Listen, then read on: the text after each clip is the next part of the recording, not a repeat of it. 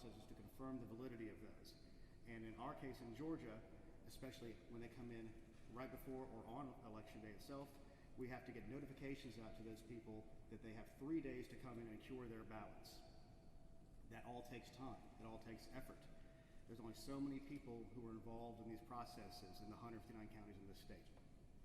I know there's been questions about numbers that move around. I've heard 25,000, 50,000, 60,000. The reality is it's about 60,000 votes that are out right now, and we're working with the counties to make sure that they have properly put their stuff into their system and uploaded.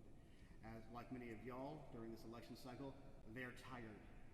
Sometimes they're going to forget to press the upload button. So we've recently this morning done an extra email and follow-up phone calls through our liaisons and the elections office to make sure they have uploaded everything. And with that, we just had a new tranche of votes come in from Sumter County, which has lowered the overall. I'm going to give you what we have with every caveat in the world, probably the best numbers are right now for the state, knowing that there's going to be a handful of those ballots in small counties here and there that will be slowly aggregated into the system over time. But these are our big tranches that can affect the outcomes overall. And some of you might have seen some of these already. We're working to get these done today if possible.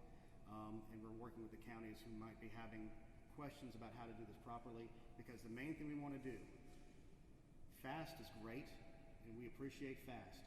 We more appreciate accuracy. Accuracy is going to be the bedrock upon which people will believe the outcomes of these elections, be they on the winning side or the losing side. So accuracy is vital, and it's the key to all of our processes. And I want to make sure we told everybody in this room and in this state and around the country, this is the first time Georgia has used paper ballots in 20 years. We told people they can expect some state and around the country, this is the first time Georgia has used paper ballots in 20 years. We told people they can expect some results on election night, and we got a lot of them out there. In fact, we got down to 250,000 yesterday. We're down to about 60,000 today. So let me go through what we know we have right now. I brought my computer so I wouldn't screw it up. Bryan County, 3,027. Burke County, 494. Chatham County, 17,157. Clayton County, 7,408. Cobb County, approximately 700. Floyd County, 682. Forsyth County, 4,713. Fulton County, 11,200. Gwinnett County, 7,300. Harris County, 3,641. Lawrence County, 1,797. Putnam County, 1,552. Taylor County, 456, for a total right now of approximately just over 60,000 votes. The anticipation is we will continue to go through the process throughout the day and into the evening if necessary. I know there are large states that stayed overnight, Fulton County being one of those, to process these, and they've knocked their numbers down to about 11,200. We anticipate getting through this process today. One of the reasons that our friends in Chatham County take a little bit longer is they have a unique system where their voter registration is separate from their elections division, and they handle different sides of the absentee ballot and the reporting process. So that's one of the things that held them up, but I think we're through that process today, and I anticipate getting the majority of the 17,000 in today as well. So with that, I want to thank y'all for being here and answer any questions. We'll start with Justin over here. Yeah, can you explain to us why that number seems to be such a moving target with the number of absentee ballots? As I said earlier, all the ballots that come in by 7 p.m. on election day had to be logged in. Now at the same time, they're making reports on the other side. So they're drawing from let's say there's 10,000 ballots. They report 2,000 ballots. They add 1,000 ballots. That means you have 9,000 ballots. And that's why the number of potential votes that are available will continue to be changing. What we've essentially seen now is that number stopped growing, which is why we went from 250,000 yesterday about this time to 60,000 today. Yes, ma'am.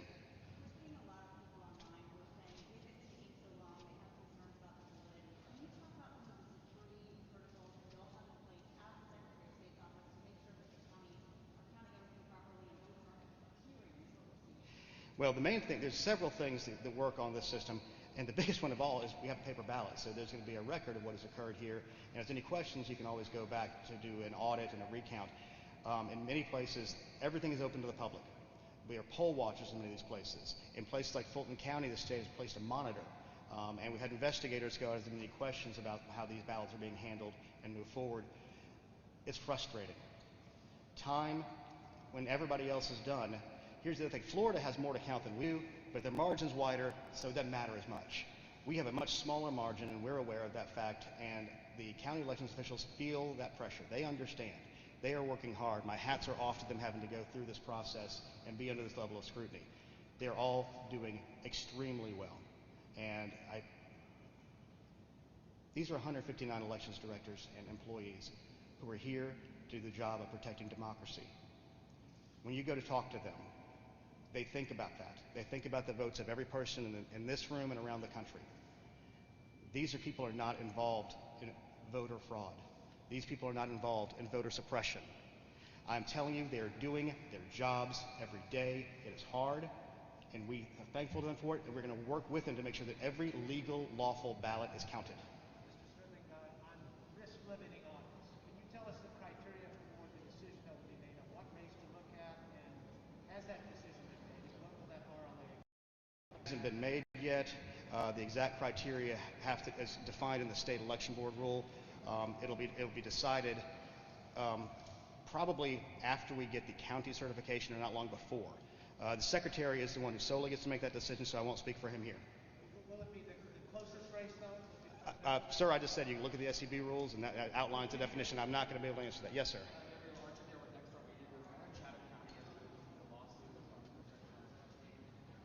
What do you want to tell Chatham County when you're concerned, given that they have 17,000 ballots? You said so less than possible. It's a lawsuit that will be handled at the county level. As I understand it, it may only affect 50 ballots, but I'm sure that their legal counsel will give them the advice they need to get through that process. Mr. Fowler. Hold on one second. I can't hear anything with that, whatever they're doing up there. After these 60,000 absentee ballots are being processed, that won't be the end of counting. There's still provisional military receipts. Can you explain what provisional ballot process is like, and if we have any idea of how many of those might be spread throughout the state? We are working with the counties to try to get a full understanding of how many provisionals might be available. Mr. Fowler, who's done a good job reporting on this election, makes a very good point that the election is not over just on the absentee ballots. There are absentee ballots from our overseas military voters that, if they are postmarked by Tuesday, have to be accepted by Friday. There are provisional ballots that need to be verified by Friday.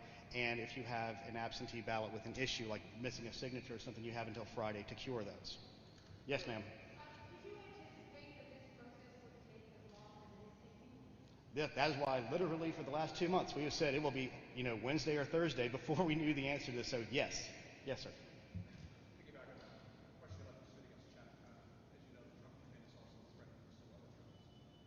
Has the Secretary of State's office received any reports of the sort of irregularities that they're complaining about to support that lawsuit? Any report we get of any kind of irregularity, our investigative division will look into and ascertain the validity of that report, and if necessary, investigate.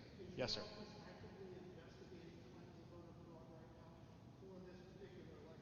I can't say for certain right now. I know we have reports around several things. I'm not sure about voter fraud or anything, because that's kind of a broad term, so I need more specific question, and we'll get with our investigations division and try to get you a specific answer to that. Yes, sir. Can you tell us about a corrupt scanner in Gwinnett County? Nothing, because I've not heard of anything about a corrupt scanner in Gwinnett County.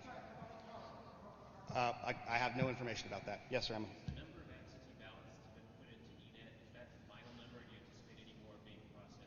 As I said in the beginning of this thing, there's a possibility that some counties might not have hit upload yet. There's a possibility that they could have not had a random one here or there. But as far as the general outlines of these, we anticipate that the absentee ballots that are there, and we have the extra bit of security that we know the number of requests.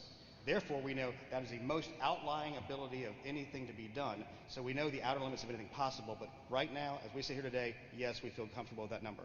Yeah, Justin. What about the possibility of a recount? Georgia law provides for that for the candidates, and it looks like in the presidential race we're moving into that margin. There is a possibility of that occurring. Georgia law calls for if you're within 0.5% of the certified result, then the losing candidate, or I guess the winning candidate if they wanted to, could call for a recount, and that would be a statewide recount conducted. And one of the things that we did in procuring our new Dominion voting system is we provided for knowing the state's general political situations after 2018, we provided high-capacity scanners to every single county in the state so that they could conduct a statewide recount if it became necessary. Mark. In addition to the 60,000 absentees that remain to be counted, we also, the provisionals and UOCAVA overseas ones will be on top of that, correct? Well, Mark, if you weren't late, you would have heard the answer to that already. No, I was here, but I wanted to clarify. Do we know how many that might be? We're working with the counties to get a final number on that. So, yes. Yes, ma'am. Can you go ahead and certify the results before the adjudication process in some counties like Gwinnett is completed? No, that wouldn't be possible. The adjudication process gets us to the final number to certify. State law requires that the counties certify their results 10 days from the election, and then we have some time after that. We hope to do it faster than that because what we need to be able to do, when the counties certify, we're then going to move into the risk limiting audit phase, and then after the risk limiting audit is closed out, then we will certify the election.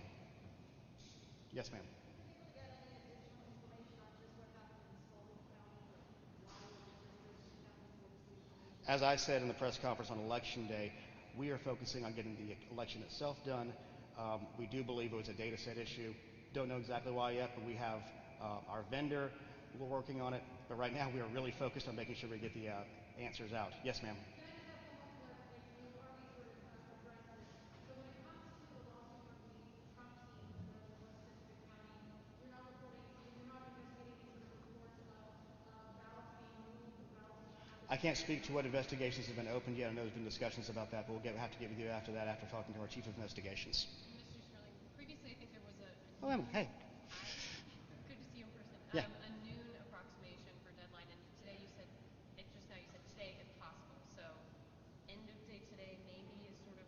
I am prayerful that we can get to a resolution by the end of the day today, but as has been pointed out by everybody, this is going to be an extremely close margin, especially in the presidential election, and we anticipate every one of those UOCAVA and curable ballots and provisionals may come into account in that. So having a final one, it may take a minute. Stephen. Can you describe further the adjudication process for these absentee ballots and what changes have been made from the June primary? Probably not, but I can give it a shot. The adjudication process is a new system here in Georgia. Under the old system of scanning, when you had hand-marked paper ballots, which are something that, unfortunately, as a hand-marked paper ballot, is very open to human frailty and mistakes.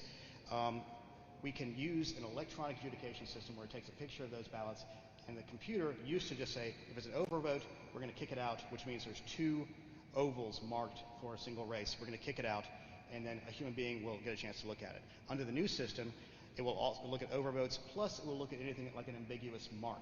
So if somebody has a check mark or anything like that, it brings it up onto a screen, and a bipartisan panel will then examine that ballot to discern the voter intent. Then it is marked in the system, and then it can be counted properly. Yes, sir. How many ballots have been tossed out at this point in time? Do we have that number? You'd have to be more specific. We don't toss out ballots in the state. That have obviously had errors or mistakes or double, like you said, marked. Yes, we wouldn't have a tracking on that right now because that's basically, if you mismark something that is not an actual vote cast in that race, and just because there's a mistake on one part of your ballot doesn't mean the rest of your ballot would still get counted. Yes. Sorry, Mel. Richard Barron is saying that 130,000 in total have been adjudicated. Is that correct? Okay, that kind of made my skin crawl. When he's saying that 130,000 ballots have been scanned in batches, and they've adjudicated the small percentage of those inside those 130,000. So to give some clarity to that. Yes, next door. About 27,000 we understand about military and overseas ballots. Some of them haven't returned. Does that delay this into tomorrow, possibly? Well, as I said, we have to accept those ballots until Friday, and we can't know what's going to get here until the time actually gets here for that. Don't tell me I punched y'all out. All right, with that, I just want to say one more thank you to the voters of the state of Georgia. The Secretary begs your patience. This is a long process, but I think all of us would agree that having an accurate count is much more vital. An accurate and fair count is much more vital than having a fast count. So thank you, and we'll try to follow up with any other questions for later today. Y'all have a great day.